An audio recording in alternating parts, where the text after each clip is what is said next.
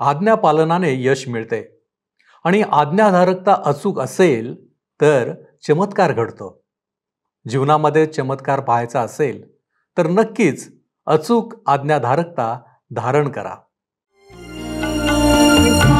उपासना, उपासना, उपासना, उपासना, प्रभुजी करो उपासना, प्रभुजी करो उपासना, उपासना, उपासना, उपासना, उपासना.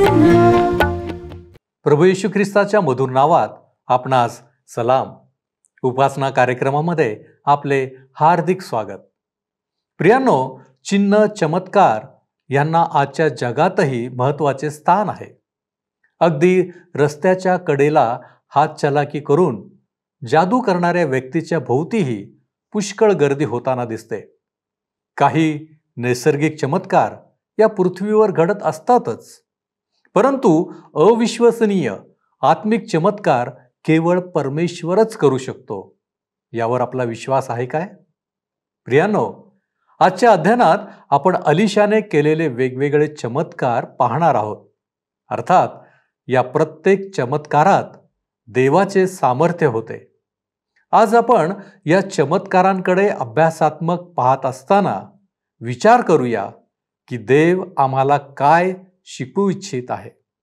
तर मग चला प्रियांनो, आपण आपल्या अध्ययनाची सुरुवात करूया. श्रोत्यांनो, ह्या दिवसांमध्ये आम्ही राजाच्या दुसऱ्या पुस्तकाचे अध्ययन करीत आहोत आणि आज 4था अध्याय आम्ही अभ्यासणार आहोत. या अध्यायात अलिशाने केलेल्या 5 चमत्कारांची नोंद आहे.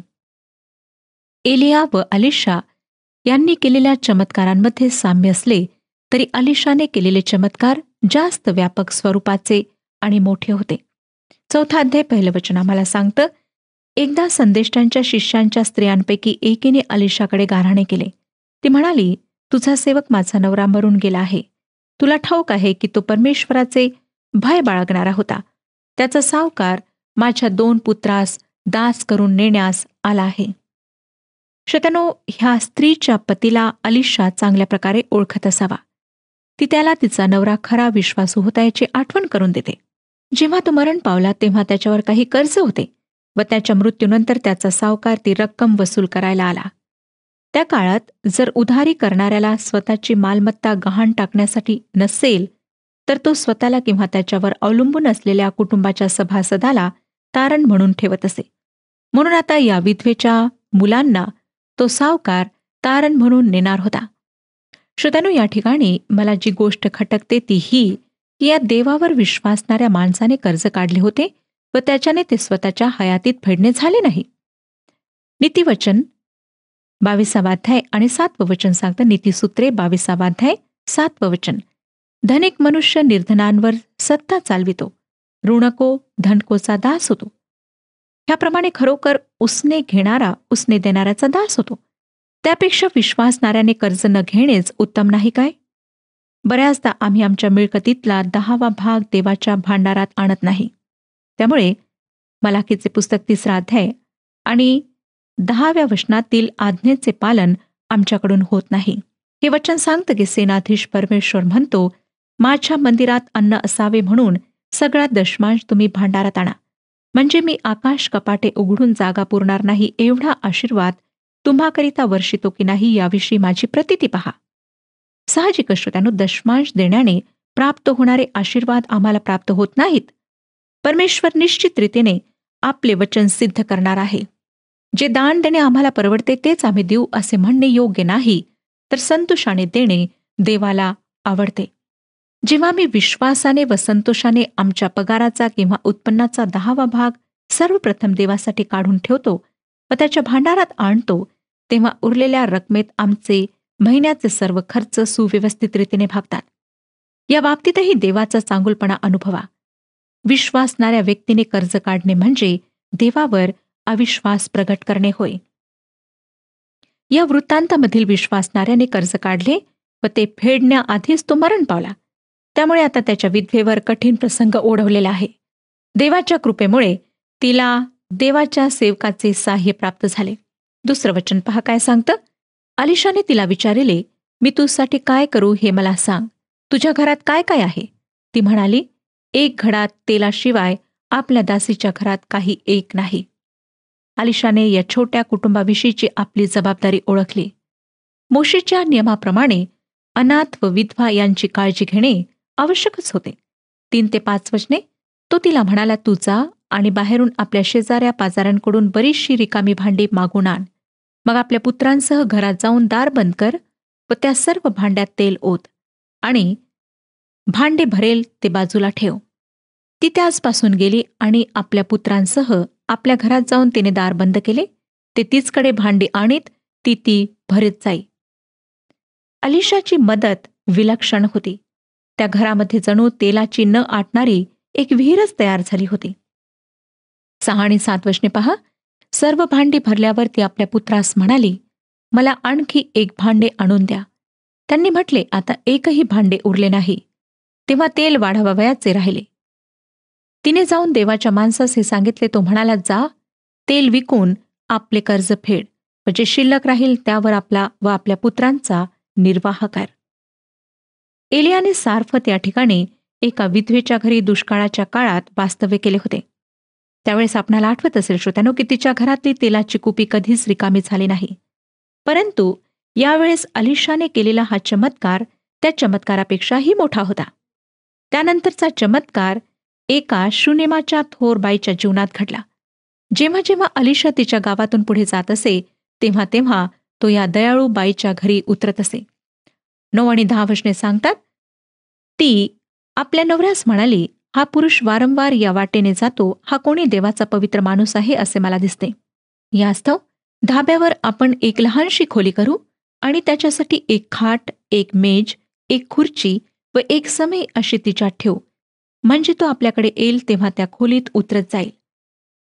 त्या देवभिरू दयाळूबाईने अलिशासाठी आपल्या घरामध्ये 1 खोली राखून ठेवली. श्रोत्यानो, ही शुनेम करीन व तिला या बाबतीत साथ देणारा तिचा नवरा ह्यांचे हे वर्तन खरोखर कौतुकास्पद व आदर्श आहे. देवाच्या सेवकांचे अशा प्रकारे आदरातिथ्य करणाऱ्या लोकांना देव आशीर्वाद दिल्याशिवाय राहत नाही. मत्ते शुभवर्तमान 10 अध्याय आणि 42 वचन सांगतं. आणि ह्या लहानातील एकाला शिष्य म्हणून जो कोणी केवळ गार पाण्याचा 1 प्याला पाजितो तो आपल्या प्रतिफळाला मुकणारच नाही असे मी तुम्हाला खचित सांगतो. हे शब्द प्रभू येशू ख्रिस्ताने म्हटलेत. अलिशाला या घराचे जे त्याच्या स्वागतासाठी सतत सज्ज असे त्या घराचे कौतुक वाटले. एकदा पलंगावर पडलेला असता या दयाळू शुनेमकरिणीला काहीतरी बक्षीस द्यावे असे त्याच्या मनात आले व त्याने आपला सेवक गेहजी याला बोलावले. 14 ते 17 वचने पहा काय सांगतात. त्याने आपल्या सेवकाला विचारले, हिच्या प्रित्यर्थ काय करावे? गेहजी म्हणाला, तिला काही मुलबाळ नाही, तिचा नवरा वृद्ध आहे. त्याने म्हटले, तिला बोलाव.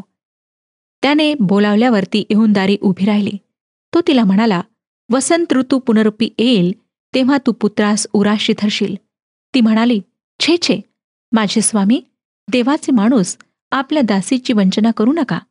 पुढे अलिशाने सांगितल्याप्रमाणे त्या स्त्रीस गर्भ राहिला आणि वसंत ऋतू पुनरुपी आला तेव्हा तिला पुत्र झाला. त्यानंतर अनेक वर्षांनी तिचा मुलगा आपल्या मोठेपणी मरण पावला व अलिशाने त्याला पुनर्जीवन दिले. त्याने एलियाचीच पद्धत वापरली. त्या मुलाच्या शरीराशी संपर्क साधून त्याने त्या मृत मुलाला जिवंत केले. श्रोत्यानो, आम्ही आमच्या कुकर्मांमुळे व पापांमुळे मृतवत आहोत. परंतु प्रभू येशूशी वैयक्तिकरित्या जेव्हा आमचे नाते जुळते तेव्हाच आम्ही खऱ्या अर्थाने जिवंत होतो. तेव्हाच आम्ही पापाच्या व मृत्यूच्या दास्यातून मुक्त होऊन प्रभू येशूमध्ये सार्वकालिक जीवन प्राप्त करू शकतो. कारण प्रभू येशू ख्रिस्ताने योहान शुभवर्तमान 11 अध्याय 25 आणि 26 वचनांमध्ये तिला म्हटले, पुनरुत्थान व जीवन मीच आहे. जो माझ्यावर विश्वास ठेवतो तो मेला असला तरी जगेल, आणि जिवंत असलेला प्रत्येक जण जो माझ्यावर विश्वास ठेवतो तो कधीही मरणार नाही. हे तू खरे मानतेस काय? श्रोत्यानो, आम्हाला प्रभू येशूवर विश्वास ठेवायचा आहे. तेव्हाच आम्ही आत्मिक रूपाने जिवंत राहू शकतो. अलिशाने केलेला चौथा चमत्कार अन्नाविषयी होता. भविष्यवाद्यांची मुले ईश्वर विज्ञान पाठशाळेचे विद्यार्थी होते. त्यांच्या जीवनामध्ये अलिशाने केलेला हा चमत्कार होता. तेव्हा इस्रायलात दुष्काळ पडला आणि त्या मुलांपैकी एक जण त्या सर्वांच्या जेवणासाठी काही रानटी फळे किंवा भाजी मिळतील म्हणून बाहेर गेला आणि रानात त्याला एक वेल सापडली आणि त्याच्या फळांची त्यांनी भाजी बनवली. पुढे 40 आणि 41 वचने आम्हाला सांगतात. चौथा अध्याय 40 आणि 41 वचने. त्यांनी ती भांड्यातून काढून त्या माणसास वाढिली. ती खाताच लोक ओरडून म्हणाले, देवाच्या माणसा, बहुगुण्यात मरण आहे, त्यांच्याने ते खावेना. अलिशा म्हणाला, थोडेसं पीठ आण. ते त्याने त्या बहुगुण्यात टाकून त्यास म्हटले, आता ह्या लोकांना ते वाढा, म्हणजे ते खातील. मग त्या बहुगुण्यात काही अपायकारक पदार्थ राहिला नाही. श्रोत्यांनो, अलिशाने पुन्हा एक वार चमत्कार केला व त्याने ती भाजी अपायहीन बनवली. देवाला काही एक अशक्य नाही. तो वृक्षभूमीवर जलधारा वाहविणारा, रानामध्ये मार्ग तयार करणारा आहे. दुष्काळामध्ये त्या विषारी वेलीची फळे खाणाऱ्या त्या देवाच्या लोकांसाठी त्याने चमत्कार केला. त्याने ती भाजी विषविरहित अशी केली व त्यांच्यावरचे संकट तर दूर केलेच, परंतु त्यांची शारीरिक भूकही भागवली. महत्वाची गोष्ट ही आहे श्रोत्यानो, की आम्ही शरीराचे फालतू चोचले पुरविण्याकडे अकारण लक्ष लावण्यापेक्षा देवाच्या वचनाने आपल्या आत्म्याची तहान भागवण्याकडे लक्ष लावावे. त्याद्वारेच आम्हाला आत्मिक, मानसिक व शारीरिक सामर्थ्य, आरोग्य व स्वास्थ्य लाभेल. या विषारी वेलाच्या भाजीला अपायहीन करण्याच्या चमत्कारानंतर लगेचच आणखीन एक चमत्कार आम्हाला वाचायला मिळतो. मोशेने घालून दिलेले नियम पाळणारा एक माणूस आपल्या शेतातल्या हंगामाचे पहिले पीक भविष्यवाद्यांच्या मुलांकरिता घेऊन आला. कारण यराबामाने आपल्या कारकिर्दीत लेवी घराण्यातल्या याजकांना देशाबाहेर हाकलून दिले होते. परंतु त्या प्रथम पिकाच्या भाकरी त्या सर्वांसाठी पुरेशा नव्हत्या. म्हणून त्यांच्या नोकराने त्याविषयी कुरकुर केली. एवढ्याशा भाकरी 100 माणसांना कशा पुरणार, अशी त्याची तक्रार होती. परंतु याही वेळेस अलिशाने चमत्कार केला.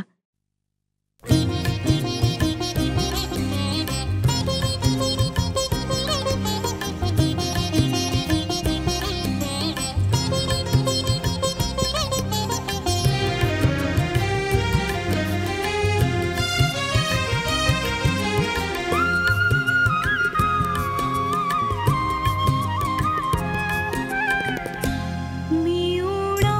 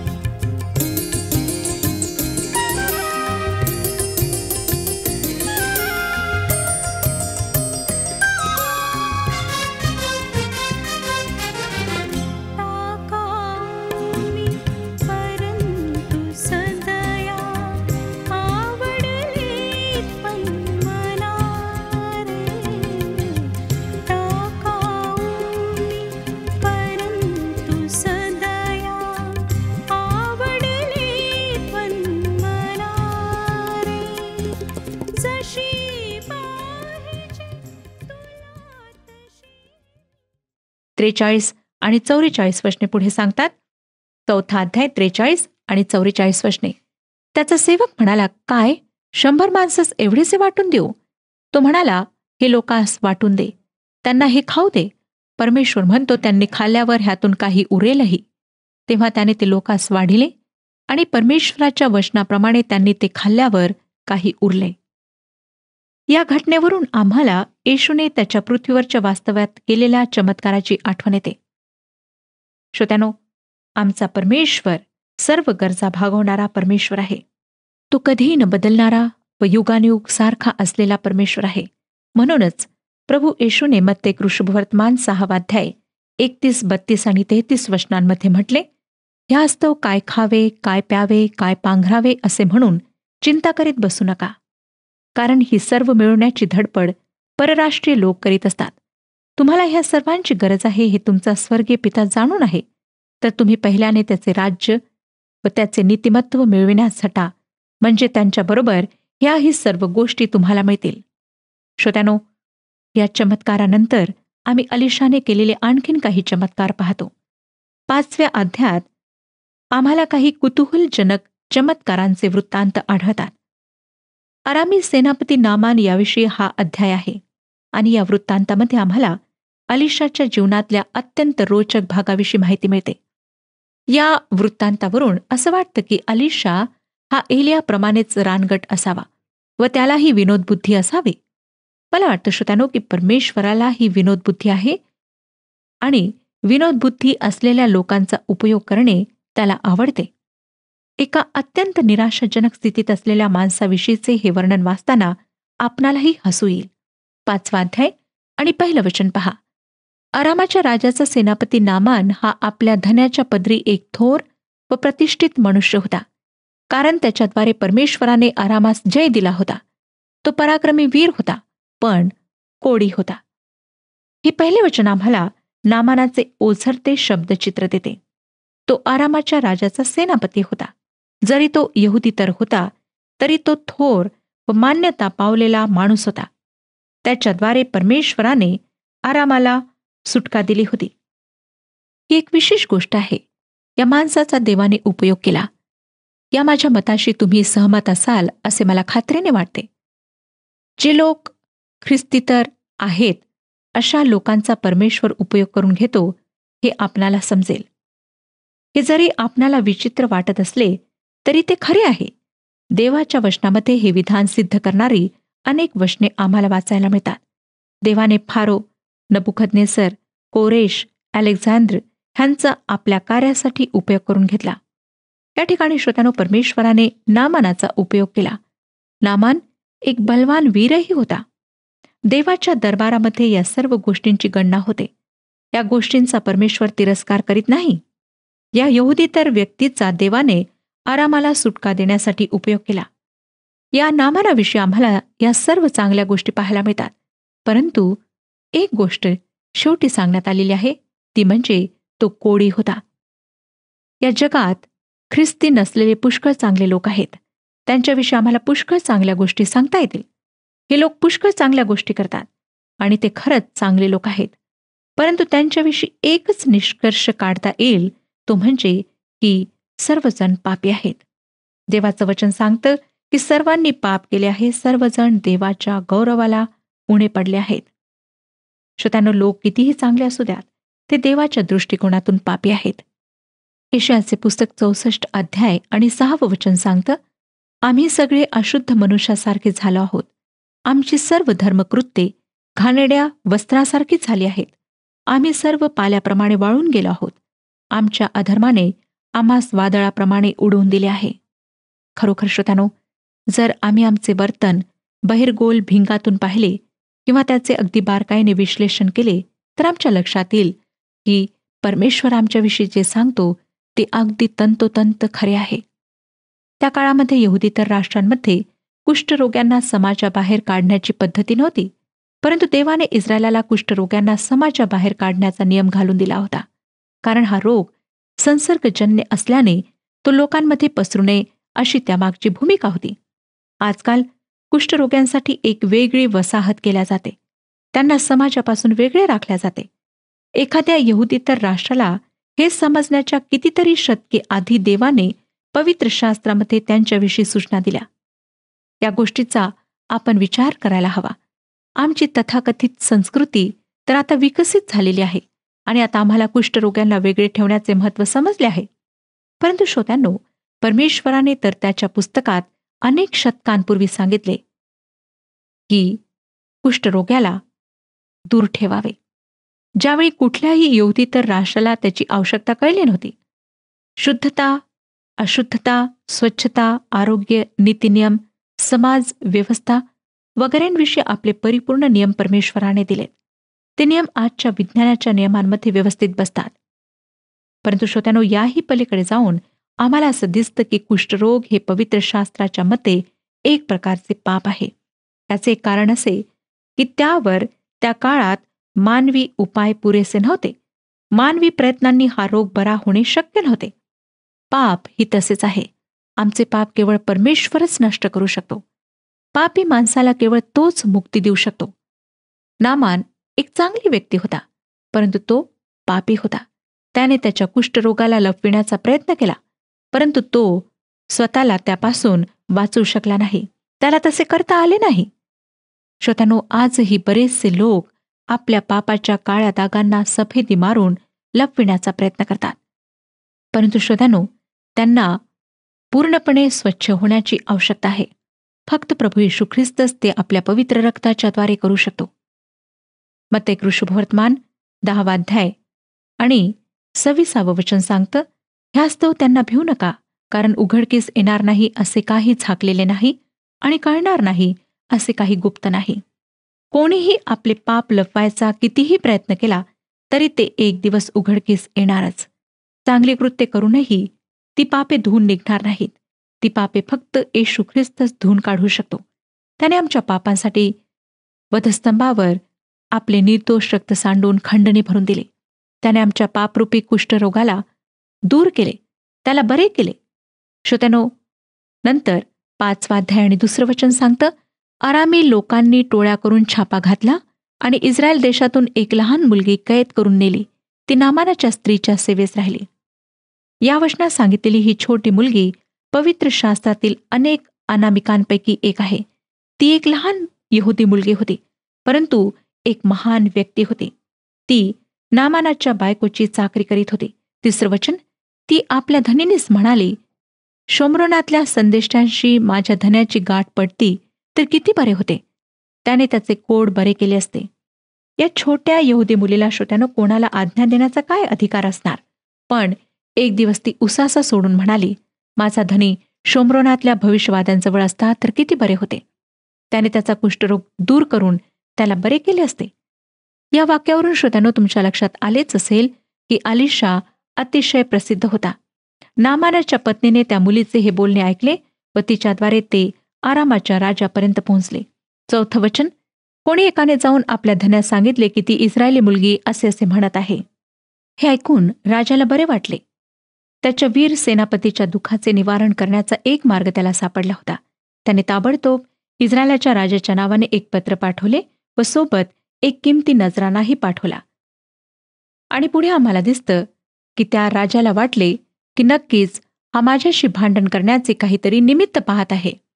इस्रायलाच्या राजाने आपली वस्त्रे फाडिली. हे देवाचा माणूस अलिशा याने ऐकले तेव्हा त्याने राजास सांगून पाठविले, तू आपली वस्त्रे का फाडिली. त्याने मजकडे यावे, म्हणजे इस्रायला संदेष्ट आहे हे त्याला कळेल. अलिशाने स्वतः आरोग्यदाता असण्याचा कधीच दावा केलेला नव्हता, परंतु वैद्यांचाही वैद्य असलेला सर्वश्रेष्ठ आरोग्यदाता म्हणजे परमेश्वर त्याला माहीत होता. त्याच्याशी तो संपर्क साधून होता. 10वं वचन सांगतं की अलिशाने एका जासूदाच्या हाती त्यास सांगून पाठविले की जाऊन यार्देनेत 7 वेळा स्नान कर, म्हणजे तुझे शरीर पूर्वीसारखे होऊन तू शुद्ध होशील. आणि श्रोत्यानो, हे ऐकून नामान रागावून चालता झाला. तो म्हणाला, पहा, मला वाटले होते तो स्वतः मजकडे बाहेर येईल आणि उभा राहून आपला देव परमेश्वर याचे नाम घेईल आणि रोगाच्या ठिकाणी हात फिरवून माझे कोडे बरे करेल. परंतु आम्हाला दिसतं की अलिशाने असे काहीच केले नाही. फक्त त्याने त्याला सांगितले की तू यार्देनमध्ये जाऊन 7 वेळा स्नान कर. पुढच्या वचनांवर आम्ही पुढच्या कार्यक्रमामध्ये विचार करणार आहोत, म्हणून पुढच्या कार्यक्रमात अवश्य भाग घ्या. परमेश्वर आपणा सर्वांस आशीर्वाद देव. हा कार्यक्रम आपणास आवडला काय? आता आम्हाला एक मिस कॉल करा आणि आपण पुढील विजेता होऊ शकता.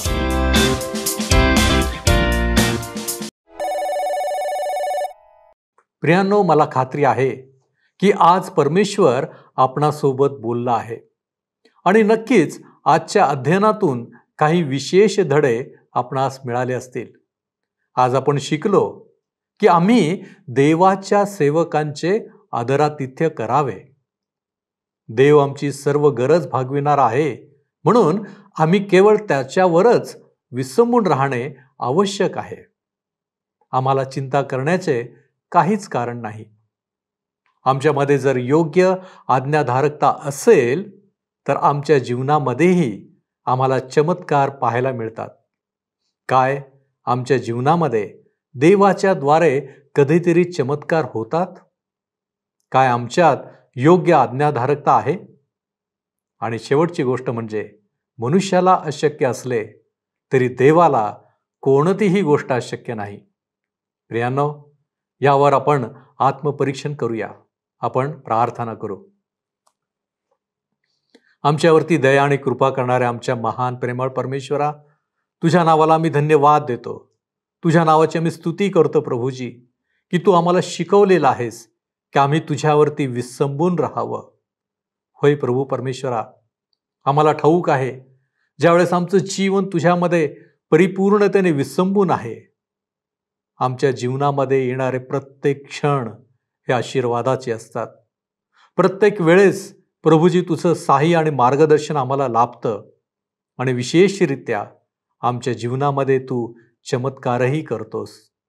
प्रभू परमेश्वर देवप्पा, आम्ही स्वतःला तुझ्या पवित्र हातामध्ये सोपवतो, यासाठी की प्रभूजी अजूनही आम्ही तुझ्यामध्ये अधिक दृढतेने विसंबून राहावं आणि बापा तुझ्या इच्छा आमच्या जीवनामध्ये परिपूर्ण व्हाव्या.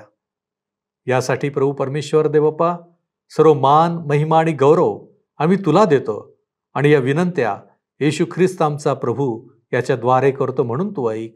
आमेन. देवाचे भय धरा, त्याच्या आज्ञा पाळा. प्रभू आपणास सहाय्य करो.